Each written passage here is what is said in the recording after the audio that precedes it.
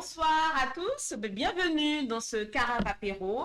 Alors ce soir, deux invités de marque que vous connaissez. Donc Delana Alexander, qui est une infirmière libérale, une femme job, une jeune femme job déterminée. Et puis notre secrétaire général international, n'est-ce pas, de l'UTG en tout cas, celui qui met le la en Guyane actuellement avec toutes les grèves qui sont effectivement lancées depuis plus d'un mois. Donc ce soir, nous allons effectivement discutailler autour d'un apéro. L'idée, effectivement, le concept de l'émission, c'est de pouvoir aborder des sujets sérieux, mais dans un cadre ludique et agréable. Voilà. Alors, comment allez-vous déjà ? Alors, vu le contexte actuel, on survit, on essaie d'aller. Bonsoir à tous. Et vous, M. Zaïd ? Ah non, mais débrouillez pas péché avant rien. La grève, bon, qui finit un petit moment, et puis après, nous avons un moment où nous avons arrêté parce que nous avons commencé plein qui n'est pas à côté. Donc, moi, je pense que nous avons bandé maintenant. D'accord, parce que plutôt, tu n'as pas assez bondé. Non, mais là, nous avons fait si la dinette pour nous chauffer. D'accord. Pour attirer. D'accord. Donc là, tu connais, pour fédérer, rassembler. D'accord. Pour le moment. Alors, en termes, ce soir, ce qu'on vous propose, c'est déjà d'aborder un sujet d'actualité, celui qui vous a interpellé, et après, dans un second temps, nous allons discuter autour d'un sujet qui nous interpelle tous au sein de la Caravane pour la Liberté, dont notamment des professionnels comme vous, et aussi des professionnels du médico-social qui sont effectivement en train de militer, que ce soit les soignants et, comme je disais, ces professionnels. Donc, et ça, ce sera effectivement dans un second temps. Alors, ce qu'on vous propose, c'est de poser toutes vos questions. Voilà, toutes vos questions en live. Et nous tâcherons d'y répondre. Donc voilà, donc n'hésitez pas, cette émission est la vôtre. Alors, en termes d'actualité, Delana, qu'est-ce qui vous a interpellé ces dernières semaines ou cette semaine ? Alors moi, je vais parler d'une actualité du jour ou de l'avant-veille. Je vais rester dans mon domaine, puisque je suis infirmière libérale, comme tu l'as présenté. Voilà, les choses se sont officialisées. On a couché sur papier les sanctions qui vont être appliquées aux infirmières libérales. D'accord. Donc là, c'est la dernière nouvelle. Donc pour moi, c'est la plus marquante. Okay. Alors autant on était encore dans le flou, on nous disait qu'on allait faire de la pédagogie pour nous emmener à la vaccination. Là, il n'y a plus de pédagogie. Là, c'est couché sur papier. On nous laisse travailler jusqu'à la fin du mois de décembre pour qu'ils ne soient pas responsables de l'abandon des patients. Et on va nous demander de rembourser avec rétroactivité de 3 mois, c'est-à-dire d'octobre à décembre, les sommes perçues pour avoir pris soin de nos patients. Donc, vous devez arrêter concrètement, vous n'êtes pas vacciné là. Il faut absolument que vous arrêtez, parce que de toute façon, voilà, vous serez... Là, c'est le vent de panique qu'il y a là depuis que c'est sorti, puisqu'on se dit les soignants ne veulent pas se retrouver par conscience professionnelle, continuer à soigner, et à la fin du mois de décembre, on leur demande de rembourser 3 mois de salaire. Et bien sûr, tout ce qui va aller derrière, on suppose les saisies, les blocages de comptes et tout ce qui s'ensuit. Là, ça va être déverrouillé et tout ça. Donc là, maintenant, oui, vent de panique. Donc voilà à quoi on en est réduit. On parlait beaucoup pour le moment, c'était dans le vent, c'était pas encore affiché clairement. Maintenant, c'est couché sur papier. D'accord, parce que moi je me rappelle très bien que Clara Debord disait lors de sa conférence de presse qu'il s'agissait dans un premier temps en tout cas de faire preuve de pédagogie, que c'était un petit peu, elle avait même pris l'exemple du permis de conduire, voilà, pas vu pas pris, mais finalement c'est un énième mensonge d'État donc. Voilà, la pédagogie est finie. Donc maintenant c'est resté savoir. Voilà, si on fait marcher la conscience professionnelle à la fin, au détriment de nos vies, tout simplement. Et sincèrement, je ne pense pas qu'il n'ira dans ce sens. Donc c'est vos vies, effectivement, en tant que chef d'entreprise, le chef de famille, mais ça concerne aussi les patients. Parce que là, en vous obligeant comme ça à arrêter, parce que de toute façon, on va dire, à quoi ça vous sert là, clairement, de travailler, puisque tout le monde mérite salaire, hein, on travaille pour avoir notre gagne-pain. Mais là, en fait, si je comprends bien, donc vos patients donc, sont les premières victimes. Voilà. Parce qu'il y a un déficit, un désert médical, pas suffisamment notamment d'infirmiers libéraux. On l'a répété que les vaccinés sont en infériorité numérique, très clairement. Donc, même en voulant transmettre les patients qu'on ne pourra plus prendre en charge, il n'y aura pas assez de soignants pour gérer ça. Il n'y aura pas, quand on s'appelle entre nous, c'est là qu'on se rend compte qu'on est tous dans la même situation. Il y a quelques vaccinés, oui, il y a quelques collègues, mais ces collègues-là ont déjà leur tournée, ils ont déjà leurs patients. On fait quoi maintenant? On fait quoi? Très bonne question. Voilà, et c'est là où on va interpeller les élus, messieurs les élus, madame les élus. Maintenant, est-ce qu'on va laisser ce nombre d'infirmiers libéraux sur le carreau avec des vies futurement détruites? Il faut le dire franchement, il faut mettre les mots dessus. Ça va être des vies détruites. D'accord. Monsieur Xavier, qu'en pensez-vous? Que pensez-vous de ce que Delana... Je peux vous appeler Yannick? Oui. Non, mais déjà, c'est une vol organisée parce que nous ne pouvons pas travailler pendant 3 mois et puis après, c'est tiré sur ma carrière. Donc là, mon rapport, c'est que si ça fait, 1er juillet tiré sous ma carrière pour la CGSS forme définitivement. Comme ça y est, a tiré sous ma carrière, ça roule. 2, mon rapport, c'est qu'il faut aller plus loin parce que donc là, il y a une partie d'être qui sortit comme quoi que la Guyane, il commence à comprendre qu'en fait, la Guyane a un autre bagage, un autre territoire, un autre moyen d'y faire.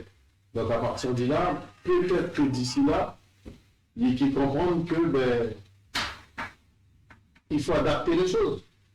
Puisqu'il dit qu'il fait preuve d'adaptation tout au long du fonctionnement.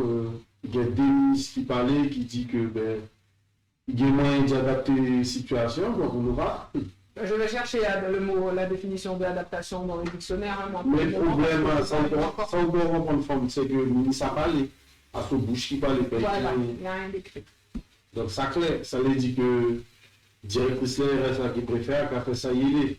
Donc, il y a ouvrier quoi, il dit, il n'y a pas de pièce écrite. Le mot d'ordre, la loi, voilà, on y venait. C'est ce que j'allais dire. Nous, depuis ce début de procédure, là, depuis toute cette... On n'entend que ça, là. Depuis un moment, la loi, c'est la loi. Je crois que j'ai jamais entendu cette phrase autant de fois que depuis qu'on commence à faire savoir que ça va être la merde.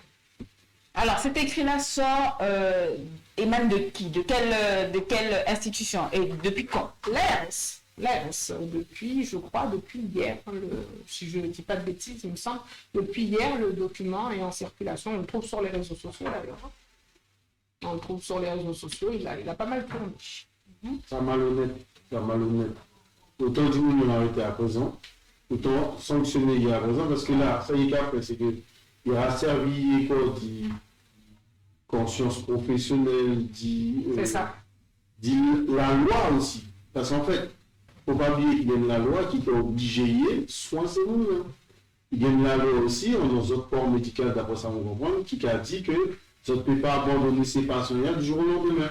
Donc, combien de prix que ça, la loi, ça fait la loi, l'obligation, il y a l'obligation de soins et le suivi de soins, il y a ça dès la loi. Donc, combien j'ai appris que ça, il est obligé de jouer, mais à la fin, avec les autres là, il est gagé. Donc, au moment, bon, après, il faut porter contradiction le plus loin possible. C'est-à-dire qu'il ne faut pas attendre le 31 décembre. Il faut péter les gars avant. C'est clair. C'est-à-dire qu'il faut un moment, on se dit, bon, mais regardez, comme 31 décembre, on va nous rembourser, et bien, pour nous pas rembourser, nous arrêter depuis à présent. Voilà, ça, c'est ça. Donc péter les gars, organiser ce corps qui a avocat, que tout les sondages sont faits. Et péter les gars, depuis à présent, pour dire, nous, on va bien. Pédi pour pédi, on nous pédit. Si y a pour pédi, ni chien, ni soufflette, on nous pédit depuis à présent, parce que ça n'est pas normal. Donc, je là, un parti de manigance, parti de pression, tout ça pour y mener l'obligation vaccinale le plus loin possible. Manipulation. Mais en tout cas, il y a une trentaine de soignants d'infirmiers libéraux qui commencent à se dire que là, avant la fin du mois, il faut qu'on ait trouvé une solution. Parce que là, c'est sûr que les gens ne voudront pas aller se mettre dans des dettes et attendre décembre, alors qu'on sait très bien ce qui va leur prendre au nez en décembre. Donc forcément, là, les décisions devront être prises ce mois-ci. Il y a des solutions. Soit on va attendre décembre, et puis moi, voilà, CGSS, moi, je dis, bon, voilà, même au moratoire, on va payer 50 € par mois pour rembourser ça. Pendant 20 ans. C'est pas grave, mais ça, vous pouvez payer. Oui, 50 € par mois, là, c'est les 30 prochaines années, ça y est, tu vois. Non, moi j'irai plus loin, je suis désolée. Tout ce qui a été fait est dû, c'est un travail qui a été fait. Nous sommes allés auprès du patient, nous avons effectué des soins pendant ces 3 mois, des soins qui étaient légitimes, couverts avec une ordonnance, une prescription médicale. Donc, ces soins ont été effectués. Donc pourquoi un moratoire? Moi je Alors, est-ce que justement, vous avez, en termes d'organisation d'infirmiers libéraux, est-ce que vous avez saisi la justice? Ça a été fait. D'accord. Pour un groupement de soignants, pour ceux qui effectivement ne veulent pas se faire vacciner définitivement, il y a un groupement de soignants qui ont entrepris des démarches judiciaires. Sous quel motif? Sur quel motif, c'est-à-dire? Donc, sur quel motif vous avez saisi? Sur l'obligation vaccinale. D'accord. Sur l'application de cette loi sur notre département, sur notre territoire. Okay. Et les conséquences que ça va engendrer. Les démarches ont été prises sur cette base. Sur cette base. Voilà. Okay. Déjà. Parce que cette loi, aussi liberticide soit-elle, elle n'est pas applicable. Voilà, elle n'est pas applicable, mais néanmoins, c'est une loi. La Guyane a ses spécificités, ça doit faire combien de siècles qu'on le répète, excusez-moi. À un moment, il faudra l'entendre. La Guyane ne peut pas être amenée à l'échelle de la métropole. Voilà. Donc, c'est-à-dire que même si effectivement cette loi s'applique dans une autre région, mais en tout cas localement, par rapport à nos spécificités, ce qu'on expliquait en termes de désertification de professionnels, etc. Donc, pour le charme. On a fait rentrer, effectivement, là, c'est médiatisé à fond. 81 soignants, infirmiers, rentrés pour aider. Avant la crise Covid, il manquait 89 infirmières déjà. Sauf que c'est temporaire, il faut le préciser. C'est pas genre ils arrivent en sauveur. Allez-y, tenez 80 soignants. 80 soignants, sauf que dans les soignants, il y a des médecins, il y a des infirmiers, il y a des aides-soignants, il y a de tout. Avant la crise, il manque 89 infirmiers. Et c'est temporaire en plus. C'est temporaire. Donc, ça va pour 15 jours. Où est l'intérêt? 15 jours, voilà. Où est l'intérêt? Là, ça s'appelle un pansement. Clairement, un pansement. Comme l'habitude. La solution n'est pas réglée, ce n'est pas résolu. Le problème n'est pas résolu. C'est un pansement. On a fait comme on fait pour les trottoirs de Cayenne. On a bouché les trous. C'était l'idée, je suis désolée. Voilà, on a colmaté les trous et puis on attend la prochaine averse. Voilà, comme la mode c'est de faire des comparaisons, moi je vais comparer justement la gestion de cette crise sanitaire en Guyane à la gestion de nos routes actuelles. Moi je travaille à des deux mois. Donc du coup c'est tombé dans votre jardin? Doucement sur le parc. Ça c'est l'État? Ah non, mais l'État c'est le plus grand bandit qui existe. Voilà. Ça c'est glissé. Voilà, bon disons ça glisse pas mal ce soir. Alors, on est entre nous. En termes de... Voilà. On est décontractés. On est entre nous. Voilà, entre nous. C'est un entre nous élargi, n'est-ce pas? Donc, il y a une première question. On aimerait effectivement... Alors, une question a été envoyée par un internaute, à savoir, que pensez-vous du fait qu'il y ait un autre vaccin contre la Covid en Guyane? Eh bien voilà, on arrive au bout, ça y est. Roulade arrière, salto, on a compris. Ça change quoi? Ça change quoi? Parce qu'en fait, on est toujours sur le même principe. C'est-à-dire qu'on sera incapable d'expliquer à la population qu'est-ce que c'est, qu'est-ce qu'il y a, les effets secondaires, combien de temps ça va durer. On sera incapable de le faire. Donc, au final, oui, on va démultiplier l'offre, mais on sera toujours sur le même principe. Il va manquer ces informations qui pourraient paraître plus que capitales et importantes dans le truc. Donc à la fin, on aura un autre vaccin, oui. Sauf que le problème, c'est pas un problème de vaccin, encore une fois. Il y a une défiance ou une méfiance, on va dire. Maintenant, on parle de crainte, hein, clairement. Bon, l'Union paix. Voilà. L'Union paix, ils avaient RNA. Il est paix, parce que personne ne peut pas expliquer ça. Même si c'est une bête qui a existé depuis un petit moment. Hein. La science qui a prouvé qu'il y a des affaires, ça fait 20 ans qu'il y a appris les messagers. Nous, pas un test problème, nous, pas scientifique. 30 ans même, d'après la camarade. Sauf que, il est présenté de l'Union paix et puis il n'est pas expliqué une patate. Donc, je là, le problème, c'est que l'Union paix, parce que nous racontons des gens qui ont mouru, des gens qui sont handicapés, des gens qui peuvent arriver, ça, on n'y est pas arrivé. Donc, mais il y a tellement des informations, fake news. Zéro responsabilité de qui que ce soit. L'État pas responsable, assurance maladie pas responsable, le piqueur n'est pas responsable. Là, il n'y a personne, zéro personne pour dire que demain, il y a un souci, vers qui on se retourne. Donc, il y a ça problème-là. Et puis après, comme vous expliqué, nous faisons une intervention, nous brassons les quittants en les Guyane première ou Massa avec lesquels ces médias, nous avons expliqué qu'en fait, ça fait 40 ans qu'il y en a qui a brigade pour la santé. 40 ans pour l'hôpital, pour les soins, pour ci, pour ça. Mais depuis 40 ans, il n'y a pas qu'à mourir. C'est qu'il y a soin quand même. Puisqu'il n'y a pas l'hôpital. Il ne peut pas prendre avion. Mais ça a coûté cher.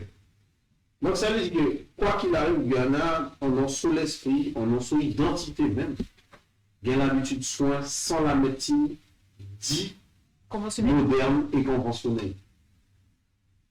Donc, tant qu'il nous pas intégrer ça paramètre en nous, tout qui est bordel là, ils appellent que oui, ce sont des anti-vax, c'est patati patata patata. On en revient spécificité. Il y a une belle il va comprendre, c'est que là, il y a quelques années, il y a combien de gens qui mourent parce que serpent est piqué, il n'est pas appelé ni professeur Diosso, ni Roca. Il a appelé ses grands moyens, ses chefs coutumiers, ses capitaines de village, ses chasseurs, et puis ses grands moyens, il dit assis. Qui m'a dit que soit nous leur ça compliqué. Ah ça y est fait. Donc qui m'a dit là. Donc arrive bah nous tout d'autres baliver qui une bête qui a marché, bête sûr. Et puis nous qui a continué malade, nous qui a continué hospitalisé, il y a certains monde qui a mouru et puis ça a continué de transmettre. Alors que grand million qui a vécu qui une bagage qui a fait que une fois il prend il remet, il a senti comme mieux. On nous fait une balance d'ici tous les dégâts. Sans compter que il y a des médicaments qui existaient en fait, qui prouvaient qu'il y a des effets dans les virus. Nous mettons tout ça de côté, ni remettre nous rien, ni médicaments pour dire bon, vaccin. D'accord. Dieu continue comme ça, nous arriver. Et il faut entendre les libéraux qui disent que depuis un moment, nous, on continue à prendre en charge des patients type Covid à domicile. Pour la plupart des soignants, la trentaine de soignants dont je parle, on n'a perdu aucun patient Covid. Hein. Ils sont tous là toujours. Que ce soit avec des traitements médicinaux traditionnels et que ce soit avec... Bon, excusez-moi, il faut y passer. C'est dommage, on est en direct. Ah, et zut. Et quelle que soit la médecine dite occidentale, hein, parce que oui, effectivement, on ne peut pas le dire trop fort, on a encore des médecins qui respectent le serment d'Hippocrate et qui essaient de traiter les gens.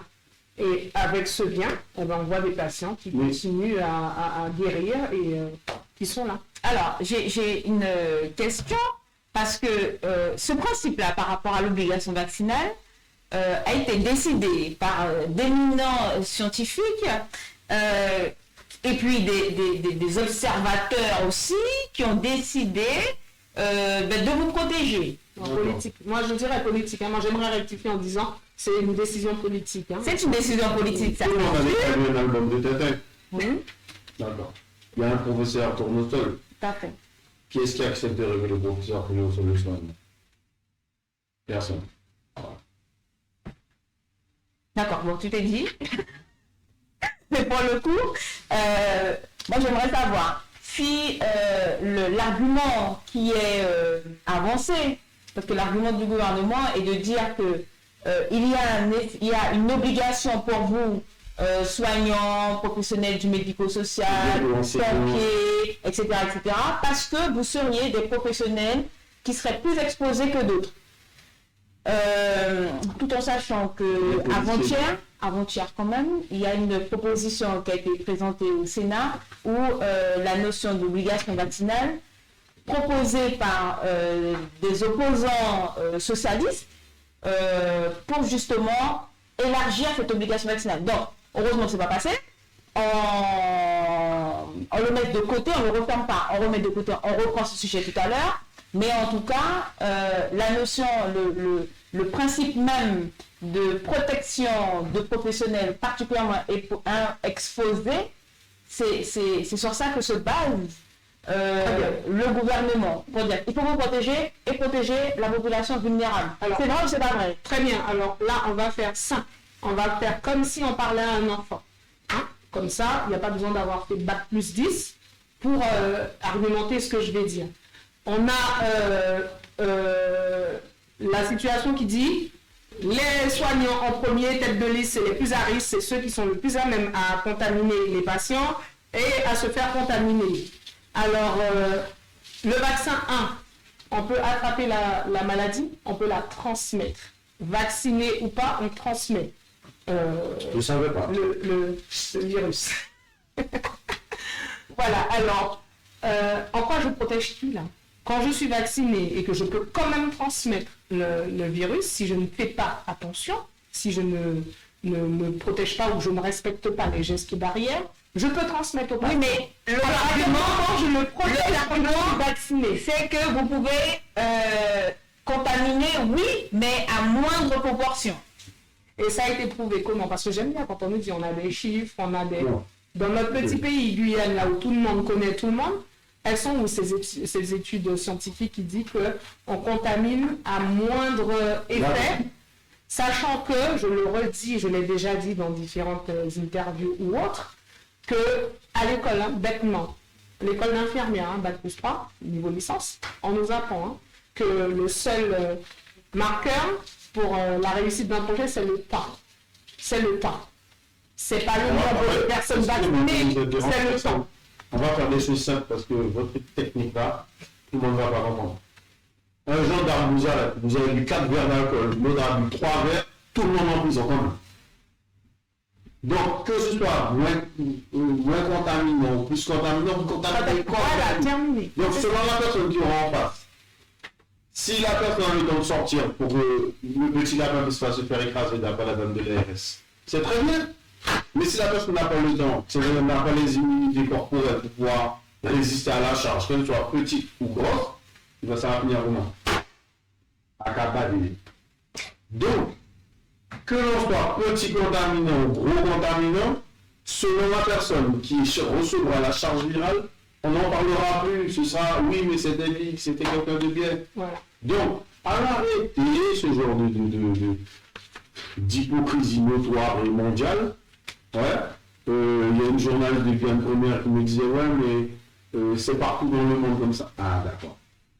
Donc, je vais reprendre ce que je lui ai dit. C'est partout dans le monde qu'il y a un désert médical. C'est partout dans le monde qu'on a 10 000 enfants qui sont dehors du système scolaire. C'est partout dans le monde où on entend chaque année il faut demander pardon, s'il vous plaît, pour avoir des enseignants. C'est partout dans le monde, c'est vrai. C'est partout dans le monde que ça fait 20 ans qu'un CHU a été acté dans la loi pour dire oui, on va faire un CHU. C'est partout dans le monde. Donc au bout d'un moment, recentrons le débat sur quelque chose qui nous paraît propre, côté nous qu'a maîtrisé, et bien voilà. On nous parle sérieusement, c'est-à-dire que ça fait 2 mois que la caravane pour la liberté qu'a demandé, l'UTG qui a demandé avant, il était mal santé. Il dirait partir qui a assis réclamé, allons s'asseoir, construire un projet ensemble avec ce qu'on a en Guyane pour pouvoir s'en sortir. Non, c'est nous qui décidons, c'est nous qui savons mieux. Très bien. Comme à autres qui connaissent encore, puisque tout continuer. Par contre, à la fin, le moment de petit ou bien papa petit qui peut dissotir parce que justement, ils n'ont pas fait les choses nécessaires, il ne faut pas autres régler le plan qui descend l'ARS. Il ne faut pas autres régler le plan qui descend la préfecture. Parce que vous avez dit toute cela vie parce que justement, avec l'hôpital là, pas de quoi soigner nous. L'hôpital là, maladie nosocomiale. Là, à présent, il y a des couillons dans nous qui disent que le Covid-19 a une maladie nosocomiale. Oui, qui a rentré dans le cadre des maladies. Mais on a arrêté. Mais Donc, Il n'y a pas de limite. Donc, pour couvrir, ce sera mis en français, hein, un mensonge d'État, on met tout un tas d'artifices, des lois, on change des catégories de virus, on fait tout un tas de conneries. Pour dire aujourd'hui quoi, ben, il faut vendre, il faut vendre. Donc moi, je suis d'accord que ce vaccin, quel qu'il soit, réduit l'effet du virus sur le corps humain, dans une certaine proportion. Mais après, c'est pas la panacée. Pourquoi on ne soigne pas les gens? Parce que les soins ne sont pas incompatibles avec une vaccination. Donc on dit non, il faut arrêter. On peut soigner des gens. Alors, Alors, j'ai une question parce que là, on parle effectivement d'obligation vaccinale. Là, les internautes doivent se poser, certains internautes doivent peut-être probablement, je dis bien probablement, se poser la question, est-ce que nous sommes, ma foi, des anti-vax, parce que nous sommes opposés à l'obligation vaccinale. Mais souvent, il y a une réduction qui est faite où on oublie la notion d'obligation et on garde notre opposition, soi-disant, au vaccin. Que répondre à ça? Est-ce que nous sommes effectivement, vous êtes opposés à la vaccination? j'aurais dû emmener mon carnet de santé ce soir, parce que je l'ai encore, moi, le vieux bleu là. J'aurais dû l'emmener pour montrer qu'on n'est pas anti-vax, parce que les vaccins obligatoires sont un jour. Les vaccins qui ont fait leurs preuves et qui ont plus de 30 ans d'arriéré, de recul, sont un jour. Voilà, le fameux qui faisait une petite tache ronde à l'époque, quand on était gamin, hein, que les jeunes ne connaissent plus, puisque c'est différent maintenant. On n'est pas anti-vax. On n'est pas anti-vax. On est contre l'obligation vaccinale sur ce projet. Alors, on aura beau nous mettre Johnson et Johnson, Benson et Benson, voilà, Camel et tout autre.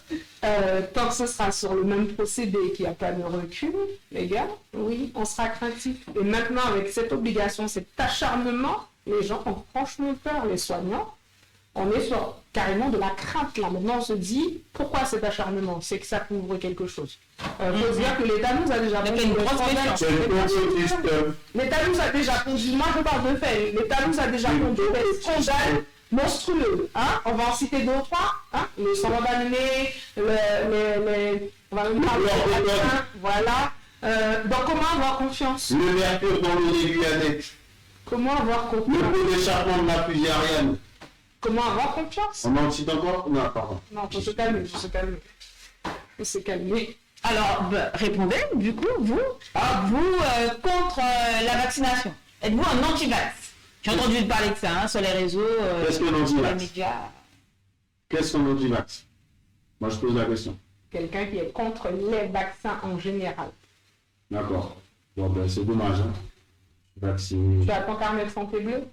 contre plein de bactéries qui existent. Des polio, rang, Les CG. fièvre jaune, les autres. Donc si c'était pas ça, non, moi, mon seul problème, c'est qu'aujourd'hui, on me propose de me vacciner avec un truc dont je fais partie de la période d'essai. Je ne gagne pas d'argent, j'ai pas un suivi médical assuré en cas de complications. Et non, on va apparaître dans une brochure pharmaceutique ou médicale. Quel est l'intérêt que j'aille délibérément sur ça? Donc ceux qui l'ont fait parce qu'ils ont confiance en la vaccination, confiance en la médecine, moi, chapeau. Mais ne blâmez pas ceux qui ont fait le choix de dire non. Ne soyez pas amers envers ceux qui ont fait le choix de dire non. Parce qu'aujourd'hui, tout est démontré, tout sort. C'était le 3 octobre, Israël. Tous ceux qui ne prennent pas la 3e dose sont considérés comme non vaccinés. Non vaccinés. Donc ça, alors arrêtez. Avec une diminution de leur défense immunitaire. Hein. Alors arrêtez. Donc ça veut dire qu'au bout d'un moment, il faut qu'on soit capable de peser les choses. Arrêtons de rentrer dans la propagande nationale, vax, pro-vax, anti-vax. C'est pas ça le truc. Aujourd'hui, il y a une croyance en la médecine moderne qui permet de dire ce vaccin va nous aider à nous en sortir. Et il y a une méfiance envers cette même médecine moderne qui dit ouais, mais c'est pas arrivé au terme de la phase expérimentale. C'est même important ça. Donc, ça veut dire quoi? Ça veut dire que peut-être qu'elle va se vacciner, il n'y aura pas de problème. Mais moi, je suis déjà asthmatique. Il y a des antécédents dans ma famille de diabète, il y a des antécédents dans ma famille de tension, des antécédents de cholestérol. Comorbidité. Ça va finir comment pour Autre moi? mot à la mode. Donc, principe de précaution. Tous ceux qui l'ont fait, moi, chapeau, je respecte. J'ai des membres de ma famille qui sont vaccinés, j'ai pas de problème. Donc, ça va. Ils se portent bien. Ils n'ont pas eu de complications, heureusement pour eux. Donc aujourd'hui, moi, c'est cool. Sauf que ma tête est raide. Donc moi, je vais attendre 2023, voir ce qui va se passer, voir comment on va se positionner. Donc en fait, ce n'est pas une opposition bête, obtuse, c'est plutôt par principe de précaution. Et de bon sens. Pour moi, ça coule de bon sens. Ça, c'est le principe de Depuis précaution. quand on sert de cobaye, moi, on m'a appris que ce soit médicaments, vaccins et tout, on testait sur les animaux d'abord.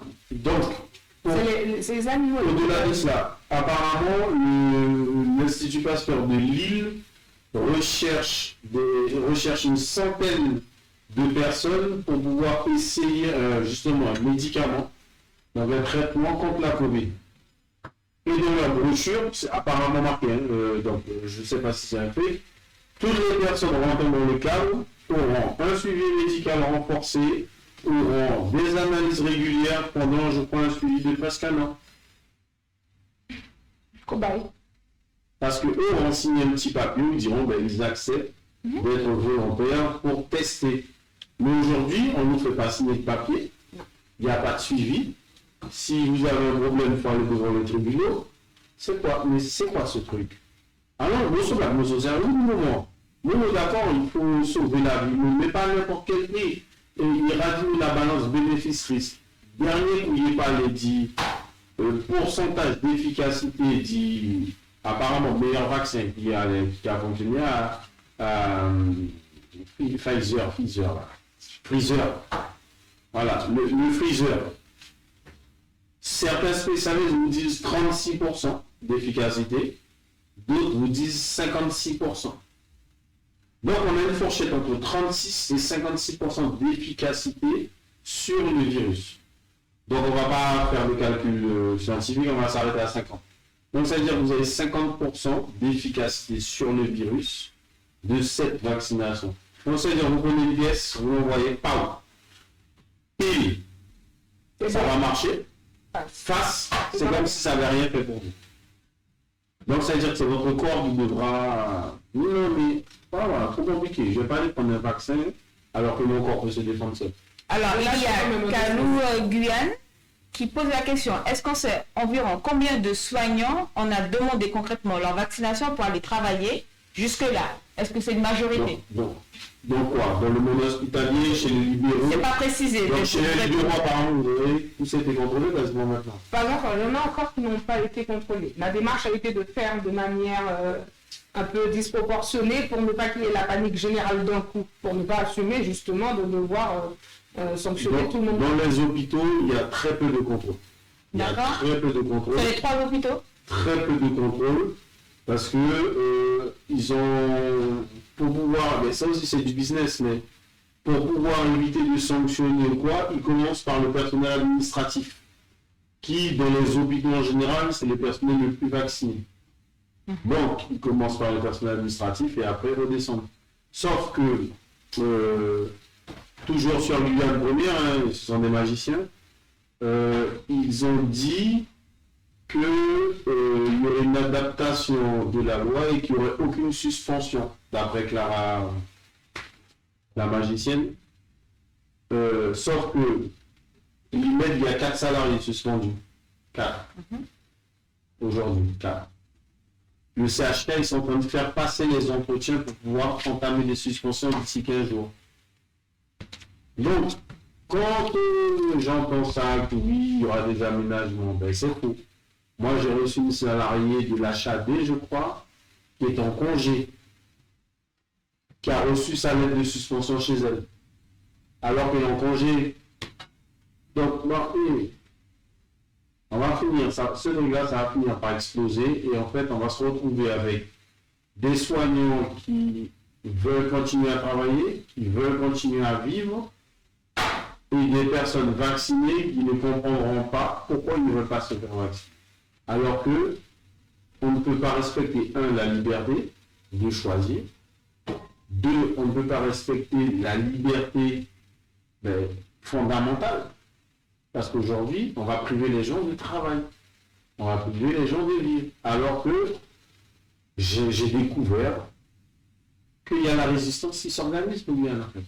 Puisqu'il y a des restaurants aujourd'hui qui affichent pas de passe sanitaire ici. Et le fait même qu'il y ait la grande majorité, de toute façon, des Guyanais, des résidents de la Guyane, qui majoritairement ne sont pas vaccinés, n'en déplaise à l'État, c'est la plus grande marque de résistance. Et pour éviter qu'on puisse stigmatiser une partie de la population, il y a des blancs, des noirs, des jaunes, des verts, des rouges qui ne sont pas vaccinés. C'est pour ça que je dis les habitants de Guyane. C'est important pour pas qu'on puisse réduire à une ethnie, à une couleur. Non, non, non. La Guyane est multiple et diverse. Et ce problème-là, ce sujet impacte tout le monde. Donc il faut vraiment qu'on soit clair dessus. Je peux donner un PS? Oui. Parce que je vais le lâcher là. Je pense que je l'ai dit qu'une fois. Mais il faudra lâcher un post-scriptum. Un post-scriptum. En tant qu'infirmière libérale, on reçoit des courriers professionnels. Ils ne sont réservés qu'aux professionnels. Pharmacie, kiné, sage-femme, infirmière libérale.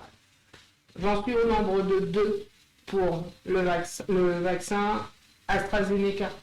Le premier courrier. Je vais vérifier si tu n'apparais pas sur la liste des gens qui plus de l'argent.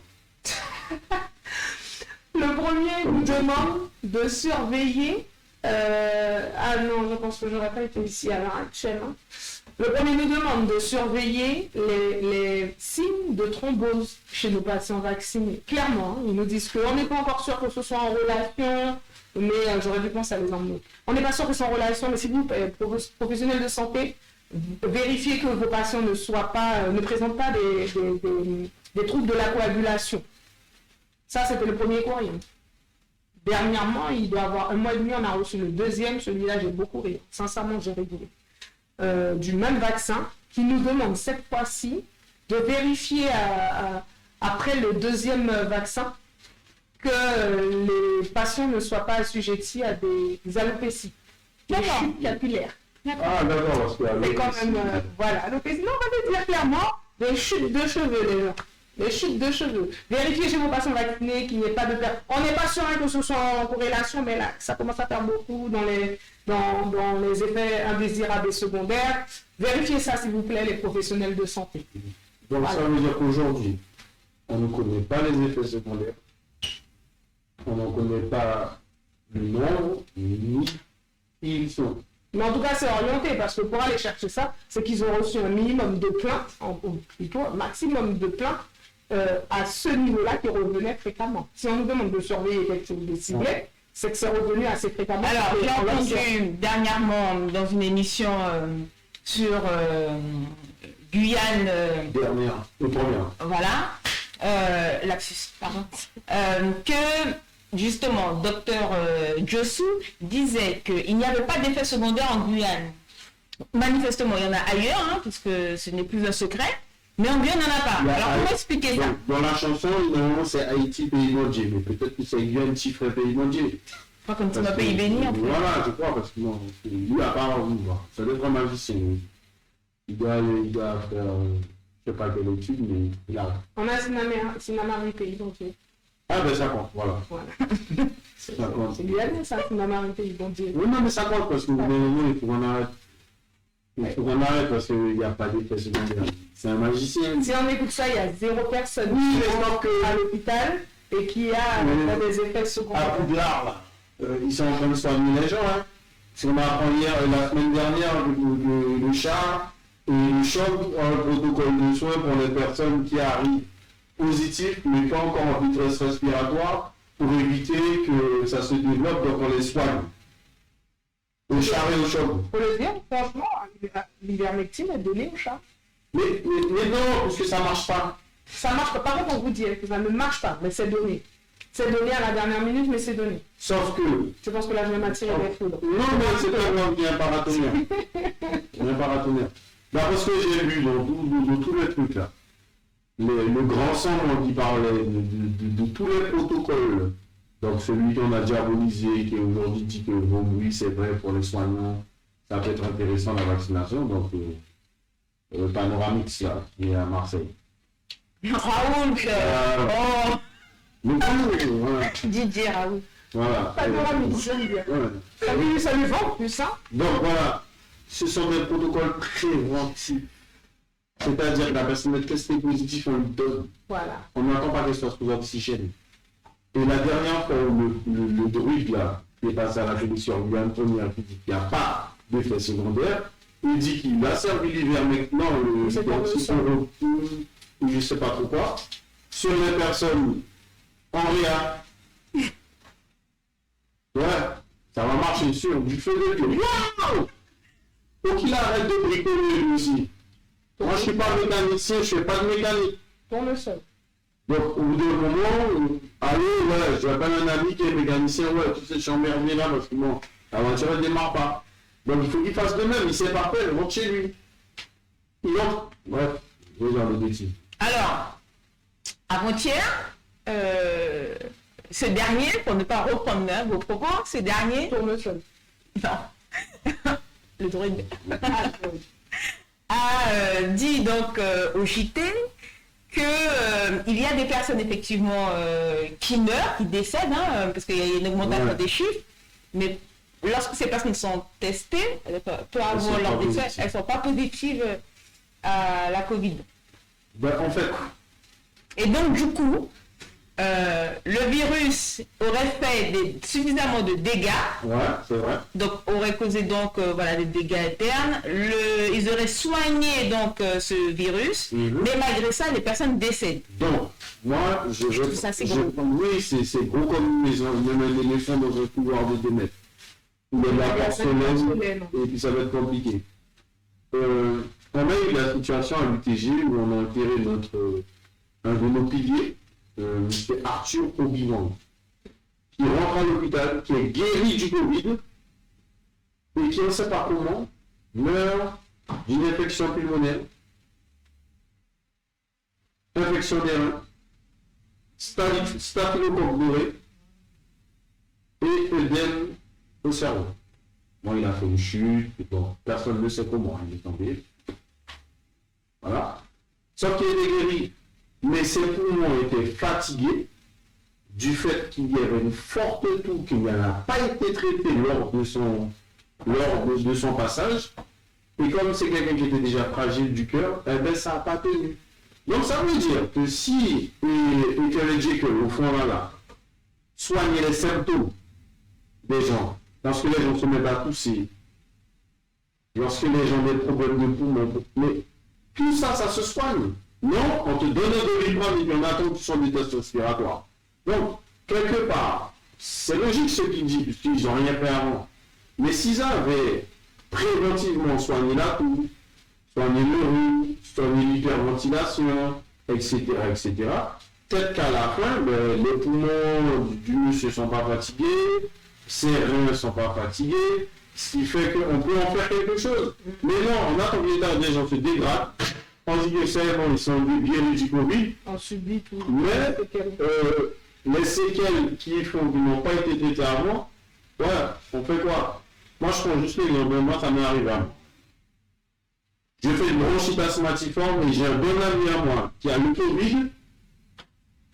Une semaine avant, il est guéri, sauf que moi, les médicaments qu'on me donne pour ma bronchite asthmatiforme, ce sont les mêmes médicaments qu'on me donne à lui pour traiter ses poumons qui sont infectés par rapport durant sa période de Covid. Je ne peux pas comprendre le truc, hein. Mais ce sont les mêmes. Hein. Les mêmes. Moi, je suis une bronchite asthmatiforme. Tu vas avoir des problèmes. On m'a donné les mêmes médicaments qu'à lui, qui a atteint du Covid, qui a une forte toux et qui a des problèmes au poumon. Les mêmes. Un antibiotique, un anti-inflammatoire, un anti-opératoire. Allez, vous les jeunes. La même chose.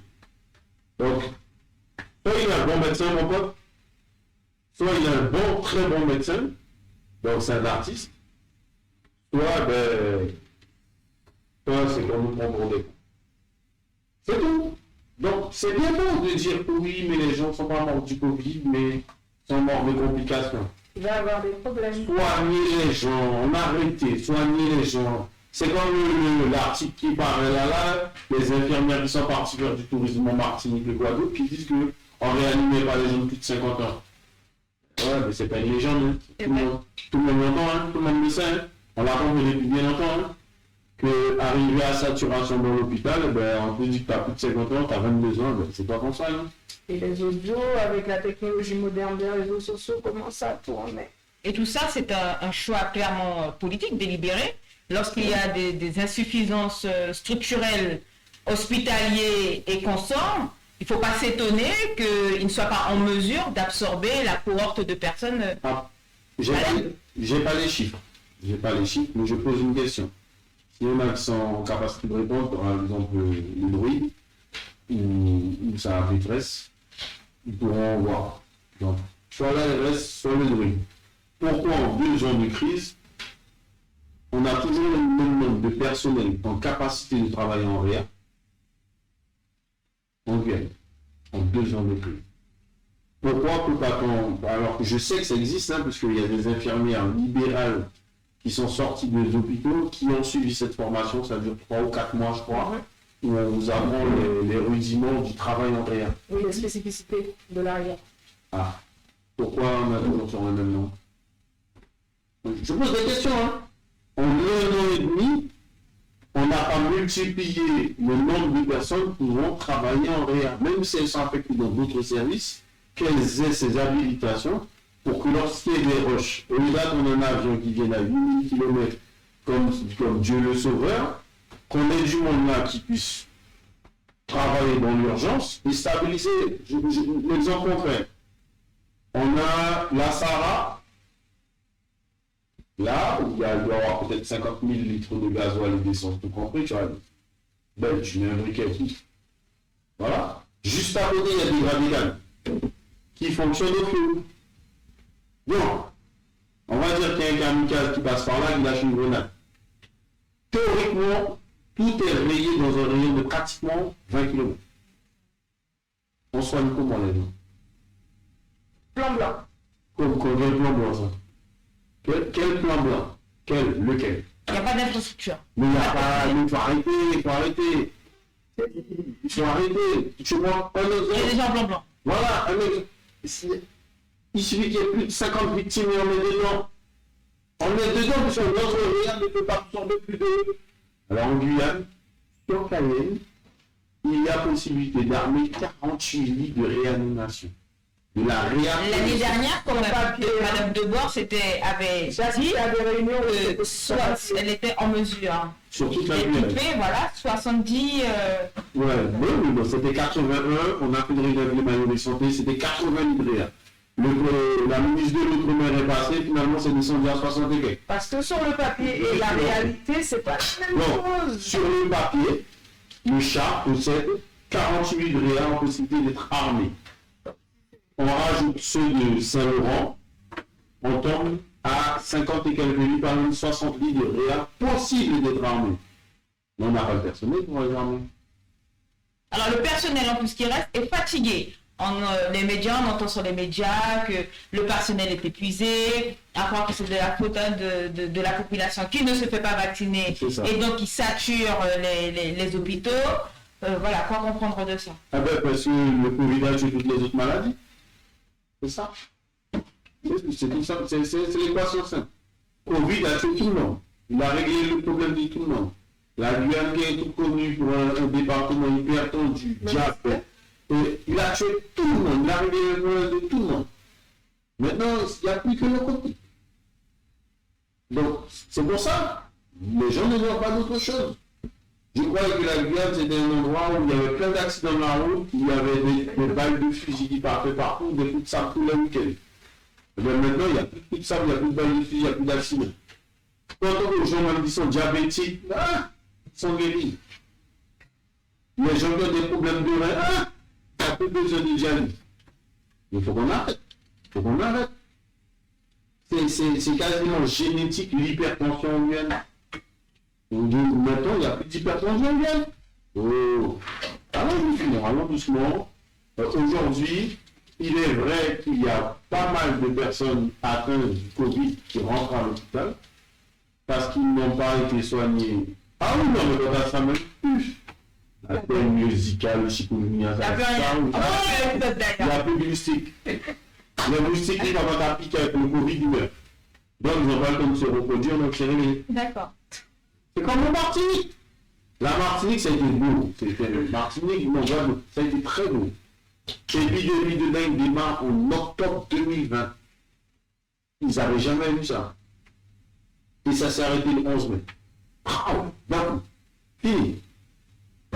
Un jour précis, ça veut. Donc ça faisait pas. Non, mais qu'on arrête. Mais il faut des trucs magiques et le Covid. Non, mais nous ne sommes pas plus sérieux. En Guyane, il y a dengue, Zika, chikungunya, il y a tout ce que vous voulez. On a même des fois le paludisme qui réapparaît, comme ça, vite fait. D'habitude, en février, on a une épidémie de gastro. Vous avez entendu parler de ça dans les écoles? Fini! Covid, réglé. Non, mais alors, on le dit sous forme d'humour. Mais c'est une réalité. Mais En réalité, non,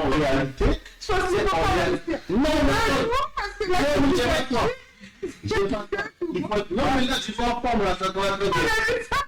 Il faut être clair. Pour aujourd'hui, on a un problème. Toutes les maladies qui tuent les Guyanais ont arrêté de tuer les Guyanais. Ils ont arrêté. Donc, ça va, on a imaginé, mais aujourd'hui, il faut qu'on soit clair. Dans nos hôpitaux, on était à saturation sur plein de choses. Les gens attendaient des mois et des mois pour faire leur chimio. Là, c'est pas des mois, ils attendent des années. Donc, il faut qu'on arrête, il faut qu'on soit clair. Mais derrière ça, moi, ce qui me dérange, c'est qu'aujourd'hui, dans le discours qui passe, on n'entend plus parler de rien, ça c'est sûr. Ah oui, il y a un spot pour un truc bizarre là, l'autre jour. Mais dans la propagande qui est menée pour la vaccination, on te dit vite fait qu'il faut te laver les mains, garder le masque. Vite fait. Mais on ne te dit pas que, alors il s'est prouvé que ce virus attaque le système immunitaire. On ne te parle pas de moyens de booster ton système immunitaire. On ne te parle pas des moyens de préserver ton système immunitaire. Donc ça veut dire quoi? Faites attention, vous risquez de tomber malade, mais si vous tombez malade, restez chez vous. Bon, on va s'en sortir. C'est sûr. Normalement, d'ici 2 ans, ça devrait être bon. Donc, il faut que tout le monde comprenne. On en rit parce qu'en fait... C'est absurde. Mais oui, c'est trop gros. C'est absurde. Mais c'est trop gros. C'est trop gros. C'est comme l'histoire de la sardine qui a bouché le port de Marseille. C'est pas possible. Non, la sardine, c'est un bateau, en fait. C'est un peu normal s'il a bouché le port de Marseille. Quand on dit sardine, tout le monde trouve ça. Parce que derrière ça, il y a des réalités. Des réalités individuelles. Des personnes clairement qui souffrent. Des chefs d'entreprise qui ont dû fermer. D'autres qui se sont foutus en l'air. L'impact psychologique, on n'en parle pas. On n'entend pas l'autorité suprême de la santé parler de ça, alors que les effets sont dramatiques. Quel que soit l'âge, il y a un rapport de Santé publique France qui est sorti, qui montre effectivement à quel point, en l'espace de moins de 2 ans, la situation psychologique des Français s'est dégradée en termes d'anxiété, troubles du sommeil, dépression, tout à fait. Mais nous, on n'a pas été questionné, et on sait que là-bas, le taux de vaccination est plus élevé par rapport à la Guyane, et pour autant, les gens vivent moins bien. Psychologiquement, il y a un impact désastreux. Donc, on parle de l'économie, on parle du social, des liens intrafamiliaux, au niveau psychologique, en fait, de la santé de manière directe. C'est-à-dire que ce sujet-là impacte la société à différents niveaux. C'est colossal. Revenir sur ce qu'on vit. Aujourd'hui, par rapport au désengagement total de l'État dans les infrastructures et dans la société, on a vu se multiplier des associations de quartier, des associations sportives qui font plus que du sport. Sauf qu'aujourd'hui, quand on met des couvre-feux à 19 heures, qu'on empêche aux gamins de faire du sport, qu'on empêche aux associations d'œuvrer, alors que ces associations faisaient le lien entre la sortie des classes, 17, 16 heures, 20 heures, voire 21 heures, où ils prenaient ces gamins, ils les éduquaient, ils en faisaient des hommes, ils les apprenaient, ils leur apprenaient à respecter les règles, ils leur apprenaient à être disciplinés. Quand on est en train de tuer ça, dans un département comme la Guyane, où on sait que les moins de 30 ans, ça monte au plafond. Et bien quand on est en train de tuer ça, on va se retrouver avec, sur ces 2 ans-là, une diminution de ces enfants qui étaient dans les associations, qui étaient près des éducateurs de vie, parce qu'au bout d'un moment, moi je suis éducateur, je pense qu'on est des éducateurs de vie, où on apprend aux enfants à respecter des valeurs par rapport au sport, des valeurs par rapport à la société, des valeurs par rapport à leurs copains dans l'équipe, qui sont en train de disparaître. Et comme notre société est tellement bousculée par tout un tas de trucs, en plus du Covid, et bien là je vous garantis que sur un département, un pays, une ville, à l'échelle de la Guyane, mais ça va faire la société imploser. Je ne parle même pas des chefs d'entreprise qui sont venus se gratter la tête et entre ceux qui ont déjà mis la clé sous la porte. Mais je parle de la base. Ces enfants qui là n'ont plus d'activité sportive, n'ont plus d'activité sociale, mais ça va mal finir ce monde. Tout en sachant que, oui, en Guyane, notre richesse, première richesse, c'est la jeunesse. Et ce qu'on ne sait pas, c'est que beaucoup de clubs n'ont pas, ont incité suffisamment fortement les parents à vacciner leurs enfants pour que ça devienne une obligation vaccinale. En quelque part, de manière déguisée. Et les enfants, sans être vaccinés, n'ont pas accès. Oui, les fédérations, malheureusement, moi je suis handballeur, la fédération de handball, sur les compétitions de haut niveau, demande la vaccination. Sur les compétitions de haut niveau, on demande la vaccination. Donc ça veut dire que soit votre enfant va être sportif de haut niveau parce qu'il a du talent et il sera vacciné, soit votre enfant a des convictions parce que c'est sa vie, c'est comme ça que vous l'avez éduqué, c'est ce qu'il ressent, et il va dire, mais papa, si maman, s'il faut que je sois vacciné, moi je ne veux pas. Et là, donc il va arrêter le sport. On a de grands sportifs au niveau maintenant qui viennent de toute l'Europe, qui ont dû arrêter leur carrière professionnelle parce que après les 2 doses de vaccination, maintenant les listes se rallongent. Ils témoignent. Leur carrière est finie après 2 doses de vaccination. Il y a eu des foudres face à Teddy Riner qui a dit que ce n'était pas son rôle d'assister à la vaccination. Il y a eu des foudres. Je voulais juste remettre en évidence un commentaire de Calo Guyane qui demande comment ils arrivent à réquisitionner du personnel soignant alors que c'est parce que ça me concerne.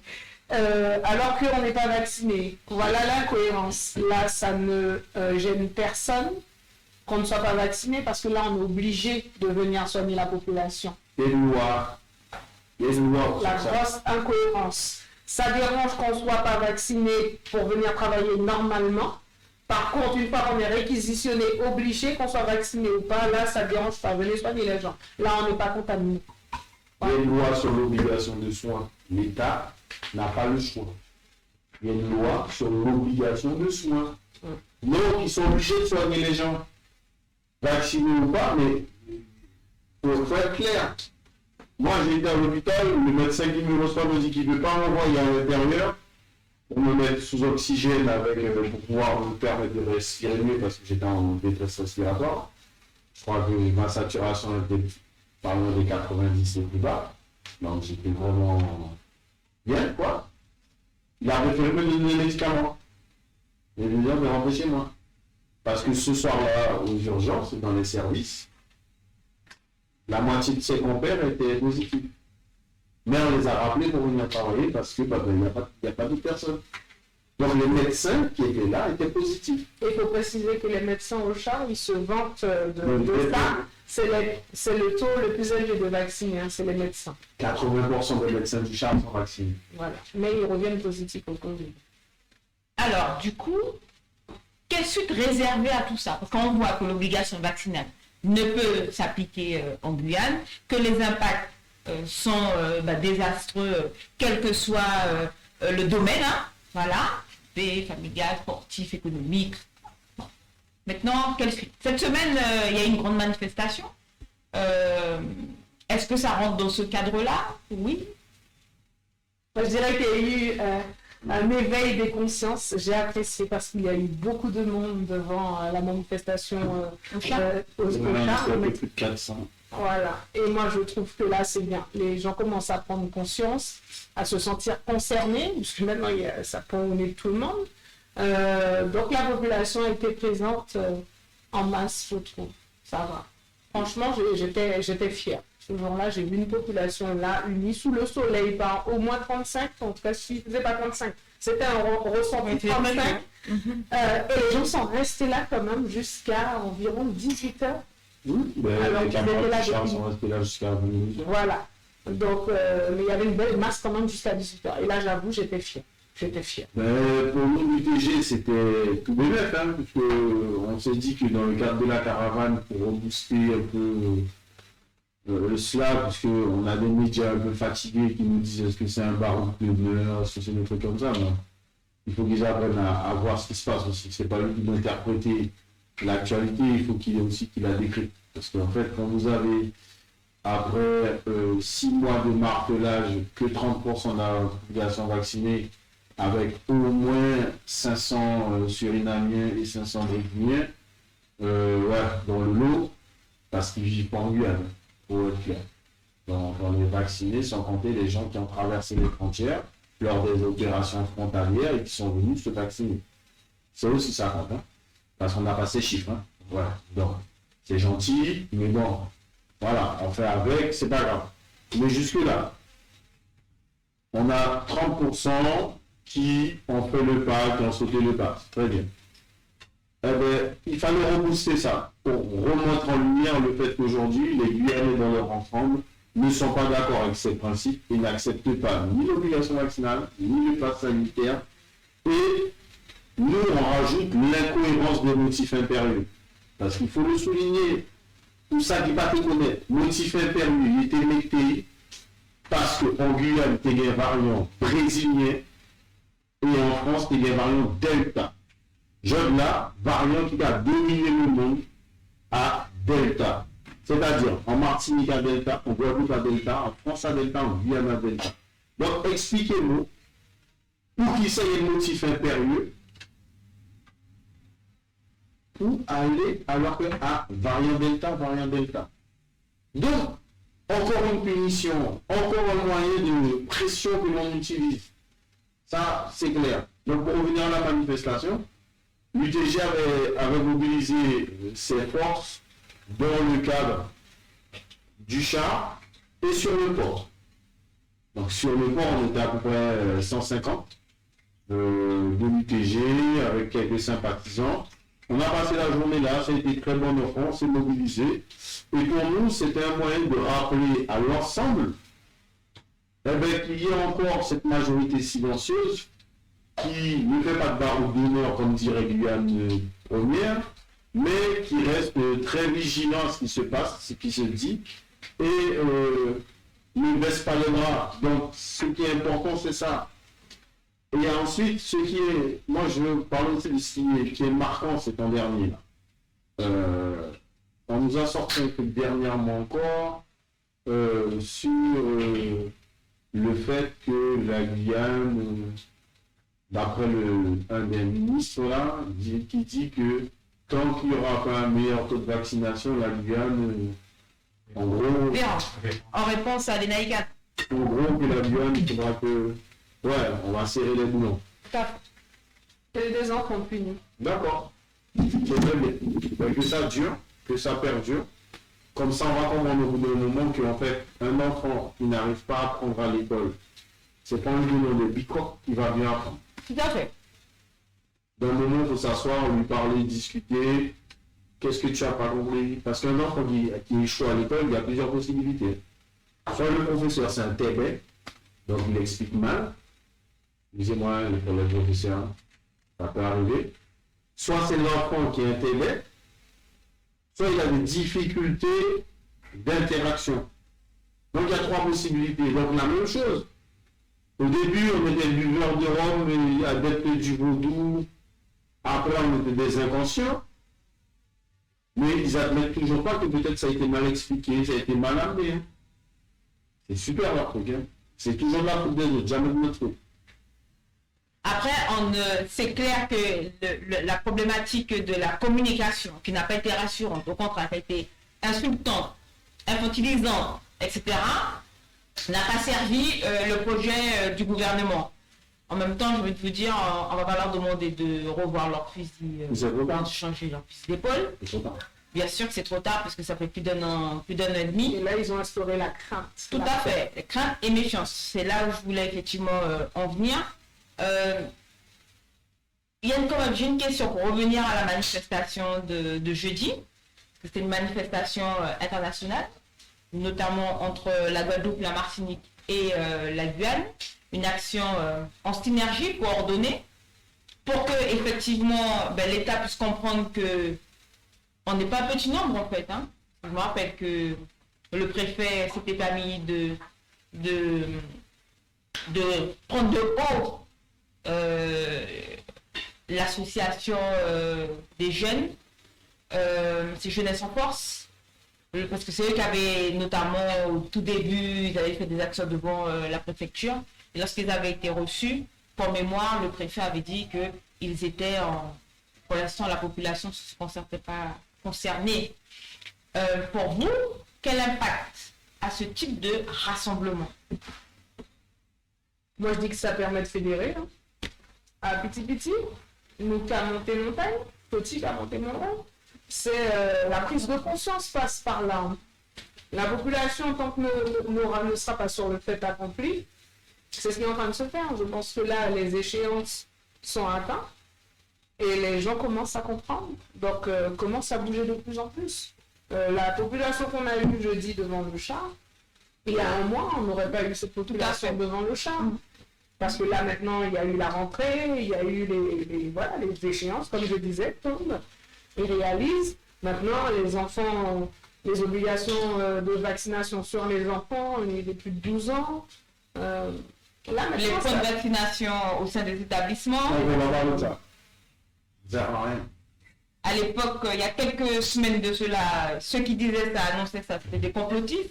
Pourtant, c'est réel. Alors, on dit que l'immunité d'un enfant et tout ce qu'il y a de mieux, pour le moment, les enfants étaient des porteurs sains. Non, mais c'est pas grave parce qu'en fait, comme il y a un pass sanitaire, comme ils ont mis de l'information, et les entreprises, les chefs d'entreprise, les bandits, là, les voyous, comme ils veulent respecter la loi, ils imposent le pass sanitaire dans leur entreprise, ce qui fait que ces gamins-là, pour aller en stage, ils n'ont pas autre choix que de se faire vacciner. Donc ça, c'est pas grave.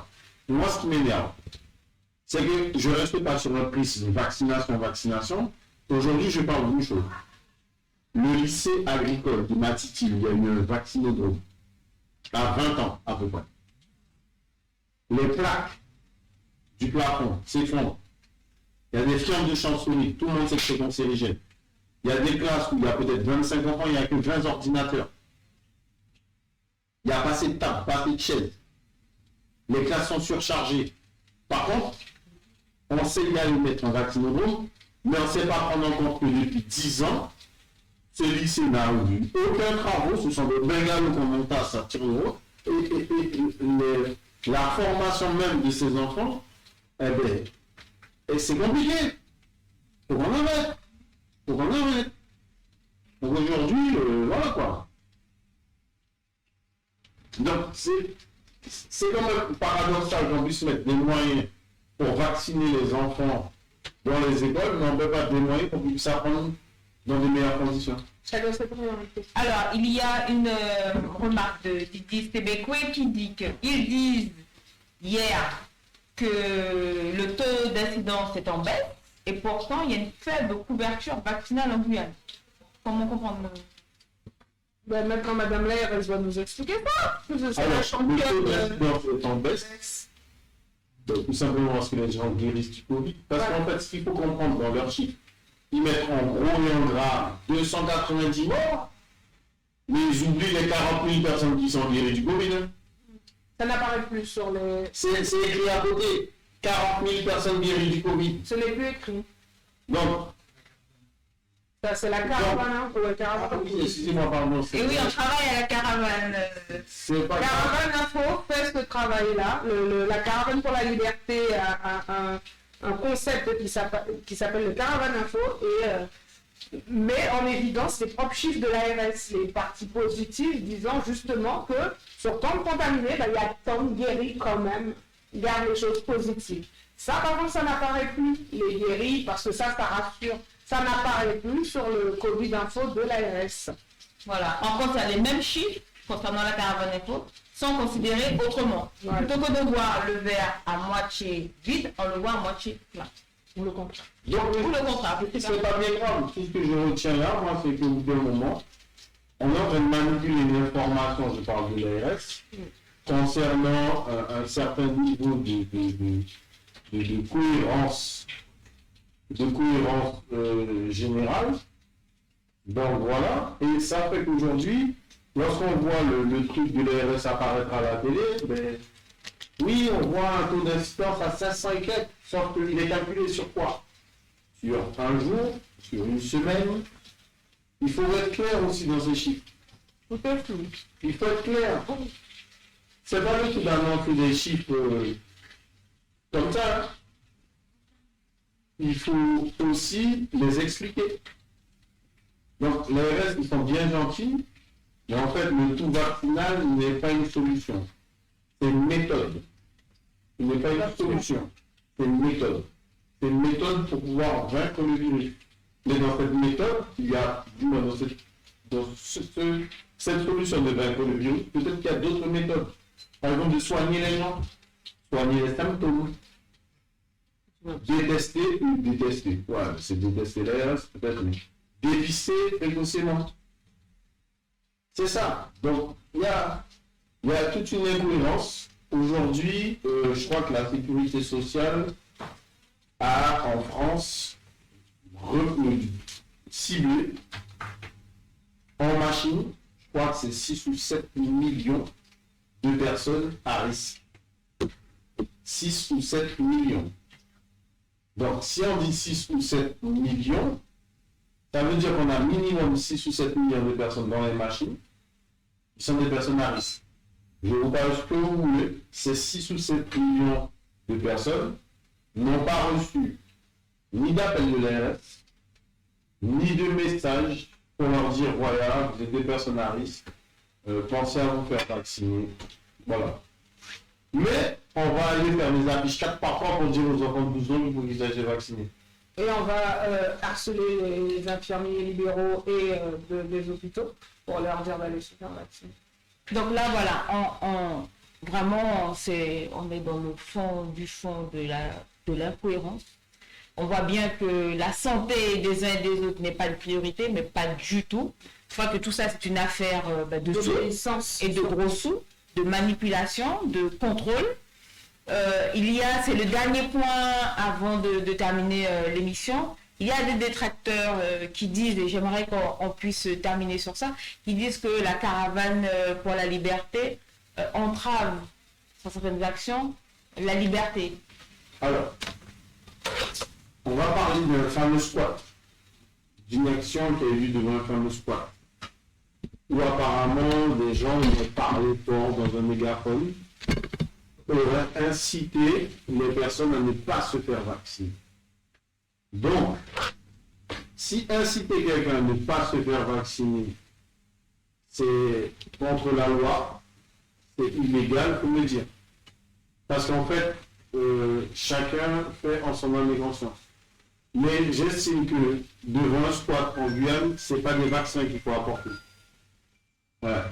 C'est de la nourriture, c'est des soins, c'est peut-être une approche, est-ce que les gens parlent français, comment ils s'en sortent, est-ce qu'il y a des enfants, c'est plus ça. Donc aujourd'hui, quand les gens veulent dire on entrave, ok, il n'y a pas de problème, moi si vous voulez qu'on entrave, il n'y a pas de problème. Mais aujourd'hui, ce n'est pas le but. Lorsque, sur le même principe, on voit que l'on veut vacciner à tout prix, on trouve des moyens de mettre des vaccinodromes partout, mais pour l'éducation, pour la santé et pour les ressources premières, donc boire et manger, on ne voit personne. Moi, j'ai fait partie des Guyanais, des habitants de la Guyane, qui, au plus fort de la crise, quand tout était fermé, ont été faire charger des camions, décharger des camions pour faire les colis alimentaires. Ouais, ça oui. Ça, il faut s'en occuper. Parce qu'aujourd'hui, le fait qu'il n'y ait plus de travail, moins de travail, les entreprises ferment, on retrouve des familles en détresse. Donc, lorsque les gens disent qu'on travaille, ouais, c'est très bien, on peut en travailler si vous voulez. Sauf que ça, c'est du bala. Aujourd'hui, c'est bien parler, c'est beau parler, sauf qu'en réalité, même si les gens sont vaccinés, ils vont mourir de faim. Donc, il faut qu'on arrête. Il faut qu'on arrête de mettre le truc à l'envers. Les gens vont guérir du Covid, ils vont mourir parce qu'ils ont le choléra, parce qu'ils vivent dans un endroit où il n'y a pas d'assainissement. Donc il faut qu'on arrête. Mettons le problème là où il est.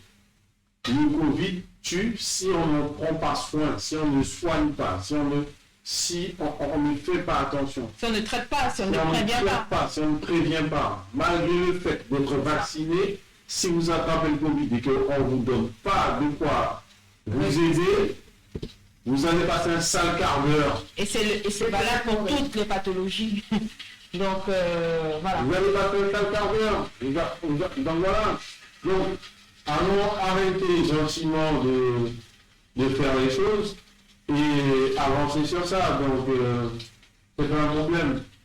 Donc, voilà. Ce genre d'émission va nous permettre de communiquer et d'étendre le point de vue. Donc j'espère que d'autres personnes vont pouvoir poser des questions et peut-être que la prochaine fois on invitera du monde à notre place. Comme ça peut-être que les gens pourront questionner les pro-vax, comme ils les appellent. En tout cas, c'est ce qui est prévu. On n'a pas du tout prévu de rester dans un entre-soi. La parole est donnée aux différents membres des organisations de la caravane, mais aussi aux détracteurs. Alors, j'ai d'ores et déjà un appel à lancer pour les personnes qui ont été vaccinées et qui ont eu des effets secondaires. Manifestez-vous. Vous avez le numéro sur la page Facebook. Vous envoyez un message aussi sur Messenger. Donc, que ce soit sur WhatsApp ou Messenger, laissez vos noms, prénoms, numéro de téléphone afin qu'on rentre en contact avec vous. Parce que ça aussi, c'est un aspect qui n'est pas du tout évoqué en Guyane. Donc les effets secondaires, c'est quelque chose effectivement de grave et qui est réel. Contrairement à ce que M. Diossou a pu dire sur les antennes et à une heure de grande écoute, ce qui est malheureux et déplorable. Oui, il y a vraiment des personnes même qui décèdent. On a eu des témoignages d'ailleurs. Donc, pour toutes les personnes concernées, manifestez-vous. Voilà. N'hésitez pas, si vous voulez le faire de manière dissimulée, on va s'organiser. Donc, nous vous remercions pour votre attention, pour toutes les questions, les remarques. On n'a pas répondu à tout, mais de toute façon, on garde les questions, bien sûr, et elles seront traitées, abordées lors des prochaines émissions. Voilà, on a décidé de prendre le taureau par les cornes et de faire nous-mêmes nos propres émissions. Voilà, on n'est jamais mieux servi que par soi-même, tout simplement. Oui, parce que s'il faut attendre les charlots, là, on va y arriver. Voilà, ce sera le mot de la fin. Faisons par nous-mêmes. Voilà, passez une bonne soirée. Merci beaucoup Delana et Xavier, et donc à bientôt. Sur un petit mot de la fin. Courage à tous les soignants par rapport à tout ce qui nous est tombé dessus depuis il y a 2 jours. Courage à vous, on va y arriver, on aura le temps, parce que sans nous, niveau sanitaire, ce ne sera pas possible, tout simplement. Courage. Un mot de la fin, Yannick Xavier? Caravane de la liberté, Gimmicks, Soriana, allez dire, écoutez ça.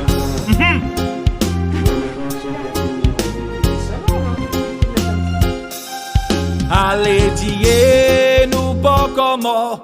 Allez, dis-nous qui est toujours plus fort.